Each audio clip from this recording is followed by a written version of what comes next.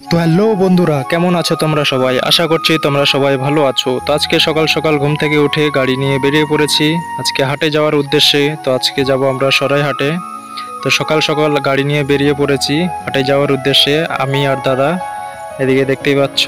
তো যেতে যেতে দেখতেই পাচ্ছি বৃষ্টি শুরু হয়ে গেছে। তো সকাল থেকেই আজকে মেঘের অবস্থাটা খুব একটা ভালো ছিল না, সকাল থেকেই হালকা করে বৃষ্টি হচ্ছিল। তো যাওয়ার সময়ও আমরা বৃষ্টি পেয়েছিলাম। তো এইদিকে দেখতেই পাচ্ছ মেঘ পুরো কালো হয়ে গেছে, মেঘ লাগিয়ে দিয়েছে।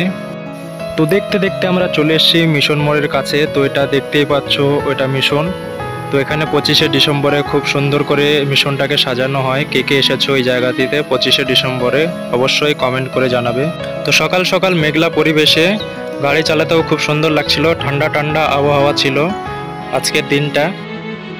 আর এই পাম্পটিকে কে কে চেনো, এটা হচ্ছে দৌলতপুর পেট্রোল পাম্প। কে কে এসেছো এই পাম্পে অবশ্যই কমেন্ট করে জানাও। আর পাম্পের সাইডে দেখো কত সুন্দর কালো মেঘ লাগিয়েছে, মেঘের আবহাওয়াটা দেখো, দেখে তোমাদের পুরো মন ভরে যাবে।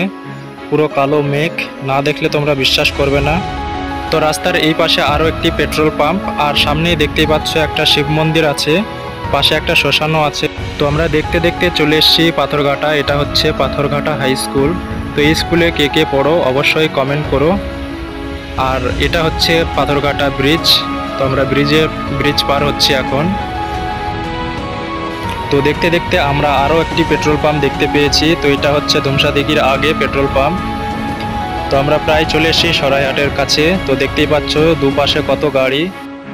তো গাড়িগুলো দেখে বুঝতেই পারছো এই হাটে কতগুলো দোকান আসে।